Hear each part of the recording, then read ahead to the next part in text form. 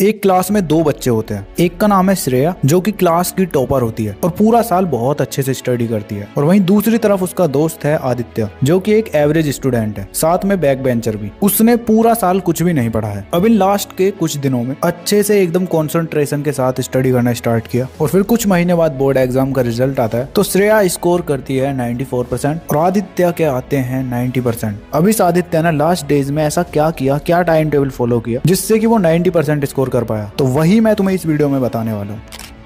So hi everyone, this is Mukul Bhardwaj और आज की वीडियो में हम बात कर रहे होंगे क्लास 9th एंड 10th के टाइम टेबल के बारे में। वही स्केड्यूल और टाइम टेबल जो आदित्य ने फॉलो किया था, और अगर तुम भी इसको फॉलो करते हो तो तुम भी गारंटीड 90% स्कोर कर रहे होगे। तो सबसे पहले कमेंट करके बता दो तुम्हारी प्रिपरेशन कैसी चल रही है। अब जैसे जैसे एग्जाम पास आते गए तो आदित्य ने अपने रूटीन में इन 4 मस्ट डू थिंग्स को ऐड किया जो कि सबसे ज्यादा इंपॉर्टेंट थी उसके टाइम टेबल के लिए, और उन थिंग्स के बाद उसने टाइम टेबल बनाया। इसी सीक्वेंस में ये वीडियो रहने वाली है। तो सबसे पहले मस्ट डू थिंग्स जिसमें उसने अपने आप को पॉजिटिव अफर्मेशन देना स्टार्ट किया। वो डेली रात को सोते टाइम और सुबह उठते टाइम अपने आप को बोलता, हाँ मैं 90% लेकर आऊंगा, हाँ मैं 90% लेकर आऊंगा। अब ऐसा ही तुम्हें करना है। तुम्हें ऐसा नहीं है कि पूरे टाइम बोलना है, बस दिन में 2 बार बोलो, एक तो सुबह उठते ही और एक रात के टाइम। तुम्हें बस ये पॉजिटिव अफर्मेशन अपने आप को देनी है। वो शाहरुख खान का तुमने डायलॉग सुना है ना, वही तुम्हारे केस में अप्लाई होगा। नेगेटिव थिंकिंग बिल्कुल भी मत लाओ अपने माइंड में। इसके बाद सेकंड मस्ट डू थिंग उसने अपनी स्टडी में ऐड की जो कि है आवर ऑफ पावर स्ट्रेटजी। अब ये क्या है, अगर इस वीडियो में एक्सप्लेन करूंगा तो वीडियो ज्यादा लंबी हो जाएगी। इसके लिए मैंने ऑलरेडी एक वीडियो बना रखी है, तो इस वीडियो के बाद जाके देख लेना, चैनल पर अपलोडेड है। अब थर्ड मस्ट डू थिंग थी स्टडी मटेरियल। एनसीईआरटी को तो वो कर ही रहा था फॉलो, मतलब स्कूल में थोड़ा बहुत तो पढ़ा ही रहे थे। उसके साथ साथ उसने 2 चीजें ऐड की, PYQs and sample question paper. NCERT से उसकी थ्योरी स्ट्रांग हुई, पीवाईक्यू से उसे अपने पेपर का लेवल का पता चला, किस लेवल के क्वेश्चन आते हैं, और सैंपल क्वेश्चन पेपर की हेल्प से उसने अपने पेपर का पैटर्न पता करा। तो उसने तो ये सब चीजें अलग अलग ली थी, लेकिन तुम्हें इसके लिए टेंशन नहीं लेनी है। तुम्हें ये सब एक जगह मिल रहा होगा।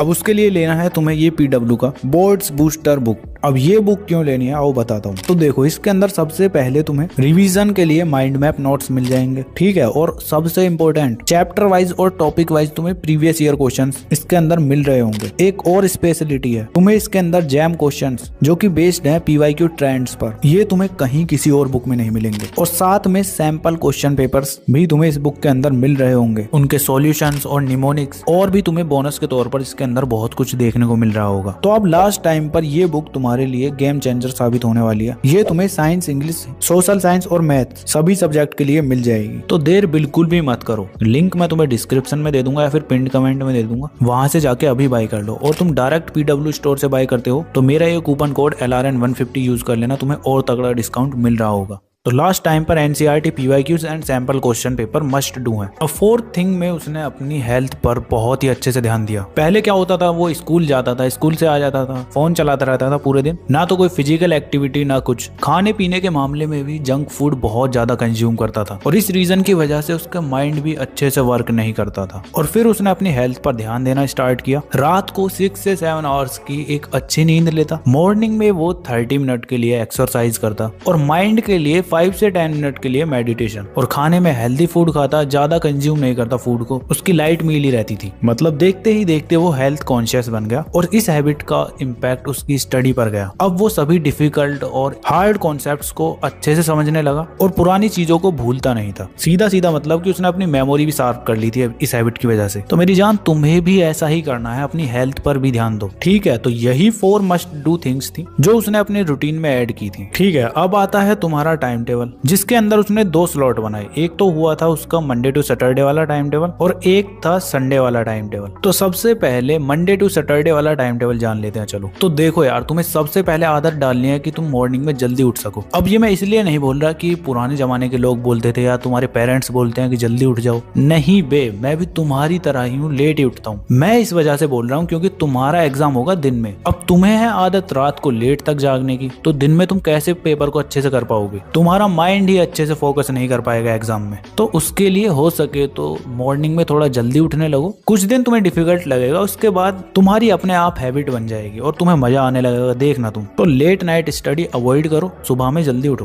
बिकॉज पेपर तुम्हारा मॉर्निंग में ही होगा, ना कि इवनिंग में या फिर नाइट में। इसीलिए अभी से हैबिट डालनी है, ठीक है। तो मॉर्निंग में कितने बजे उठना है, तो सिंपली तुम 5 o'clock उठ रहे होगे। उसके बाद तुम 15 मिनट के अंदर फ्रेश वगैरह हो आके नेक्स्ट 10 से 15 मिनट की मेडिटेशन करोगे और फिर बैठ जाओगे स्टडी करने के लिए। और वो टाइम होगा तुम्हारा 5:30 से 7 AM तक। अब इसके अंदर तुम एक ऐसा सब्जेक्ट उठाओगे जो तुम्हारा थ्योरी वाला हो या फिर तुम्हें हार्ड लगता हो, मतलब उसके अंदर तुम्हें रट्टा मारना है। सिंपली अपने हिसाब से तुम अरेंज कर सकते हो, और अगर मेरे हिसाब से जानना चाहते हो तो अभी बने रहो, वीडियो के लास्ट में बताऊंगा, ठीक है। उसके बाद तुम ब्रेकफास्ट करोगे 30 मिनट के अंदर, ब्रेकफास्ट वगैरह कर आगे मतलब स्कूल के लिए रेडी होके स्कूल के लिए निकल जाओगे। स्कूल टाइम मैंने तुम्हारा मान लिया है 8 AM से 2 PM तक। इस टाइम पीरियड के अंदर तुम अपने स्कूल पहुंच जाते हो, वहां से आ जाते हो घर। अब इसके बाद स्टार्ट होता है तुम्हारा आफ्टरनून स्लॉट। इसके अंदर तुम स्कूल से आने के बाद ब्रेक लोगे, जिसके अंदर तुम लंच वगैरह कर आके फिर से स्टडी करने के लिए बैठ जाओगे। अब इस टाइम पर तुम एक ऐसा सब्जेक्ट पकड़ोगे जिसके अंदर तुम्हें अपने कॉपी पर पेन चलाना होता है, मतलब तुम्हारा माइंड अच्छे से काम करना चाहिए। इस टाइम पर थ्योरी वाला सब्जेक्ट बिल्कुल भी मत उठाना, बिकॉज दोपहर के टाइम में तुम्हें नींद आएगी। तो क्वेश्चन सॉल्विंग वाला कोई सब्जेक्ट उठा लेना, ठीक है। अब ये टाइम पीरियड तुम्हारा 2:30 से 4 PM तक होगा। उसके बाद इवनिंग में तुम निकल जाओगे ट्यूशन के लिए। तो ट्यूशन टाइमिंग तुम्हारी हो जाती है 4:30 से 7:30 तक, मतलब इस टाइम पीरियड के अंदर तुम अपने ट्यूशन चले जाते हो और वहां से आ जाते हो। तो घर आने के बाद फिर तुम्हें नाइट में सबसे पहले डिनर करना है। 30 मिनट के अंदर डिनर कर आगे तुम्हें फिर से स्टडी करने के लिए बैठ जाना है, जो कि तुम्हारा होगा 8 PM से 9:30 PM तक। अब इसके अंदर तुम कोई सा भी सब्जेक्ट पढ़ सकते हो, इसके लिए कोई स्पेसिफिक रूल नहीं है, ठीक है। फिर से तुम ब्रेक लोगे। अब ब्रेक लोगे तुम 15 मिनट का, 9:45 तक तुम ब्रेक लोगे। उसके बाद फिर से स्टडी करने के लिए बैठोगे। अब 10:15 तक तुम स्टडी करोगे, मतलब ये तुम्हारा छोटा सा स्लॉट होगा 30 मिनट का बस। और फिर उसके बाद 10:30 तक तुम सोने के लिए चले जाओगे। अब ये तो था आदित्य वाला टाइम टेबल। अब मैं बताता हूँ अपने सब्जेक्ट के अकॉर्डिंग तुम्हें कौन सा सब्जेक्ट किस टाइम पर पढ़ना है, कैसे पढ़ना है, ठीक है। तो सबसे पहले मॉर्निंग वाला जो स्लॉट खाली था उसके अंदर तुम पढ़ोगे सोशल साइंस को, और उसके साथ साथ हिंदी सब्जेक्ट को भी पढ़ लेना। तुम्हारे पास हिंदी है या फिर संस्कृत, जो भी है तुम्हारे पास, उसको पढ़ना। टाइम को इस तरह से डिस्ट्रीब्यूट करना है कि फर्स्ट तुम पढ़ोगे SST 1 घंटा, और फिर उसके बाद 30 मिनट के लिए हिंदी या संस्कृत। उसके बाद आफ्टरनून जो स्लॉट है उसके अंदर तुम पढ़ रहे होगे मैथमेटिक्स, बिकॉज कॉपी पर पेन चलते रहना चाहिए, तुम्हारा माइंड वर्क करेगा तो तुम्हें नींद ही नहीं आएगी। एंड फिर नाइट में तुम पढ़ रहे होगे साइंस को, जो तुम्हारा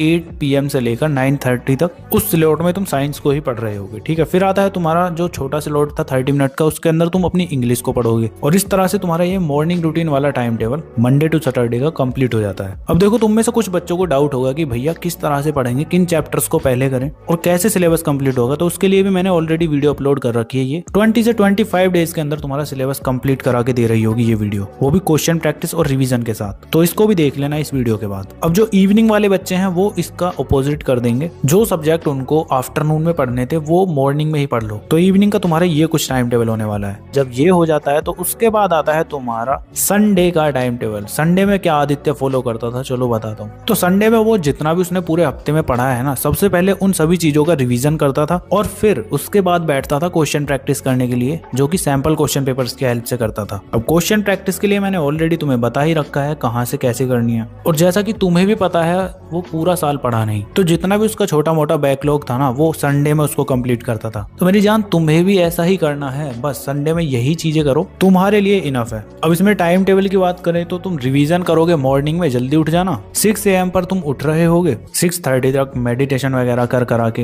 रिवीजन करने के लिए बैठ जाओ, और वो तुम्हें करना है 6:30 से 9:30 तक। 3 घंटे अच्छे से रिवीजन करो, ठीक है। उसके बाद तुम ब्रेकफास्ट वगैरह करा के 30 मिनट के अंदर फिर से बैठ जाना सैंपल क्वेश्चन पेपर लगाने के लिए। तो 10 AM से 2 PM तक तुम क्वेश्चंस की प्रैक्टिस कर रहे होगे, और फिर ब्रेक लेकर तुम लंच वगैरह करा के फिर से बैठ जाओगे अपने बैकलॉग कवर करने के लिए। जो चीजें तुम्हारी छूट गई हैं उनको अच्छे से कवर करोगे बस। और कुछ इस तरह से तुम्हारा ये back bencher time table complete हो जाता है। अब किसी ने बोला ना कि भैया इतना कैसे पढ़ेंगे, तो ऐसा कान पे चांटा लगेगा ना, रोते फिरोगे, क्योंकि ये लास्ट टाइम है। अब तो तुम्हें जी जान लगा देनी है। अगर अभी नहीं पढ़े तो फिर कभी नहीं पढ़ पाओगे सही से। तो वीडियो पर अभी तक बने हो ना, तो बताओ कैसा लगा टाइम टेबल। और हाँ, मोस्ट इंपोर्टेंट क्वेश्चंस चाहिए तो उसके लिए भी कमेंट कर देना, मैं बना दूंगा नेक्स्ट वीडियो। बाकी तुम्हें अपनी स्क्रीन पर ये वीडियो शो हो रही होंगे, इनको भी देख सकते हो। चलो फिर मिलते हैं नेक्स्ट वीडियो में, तब तक के लिए keep learning, keep studying and keep smiling.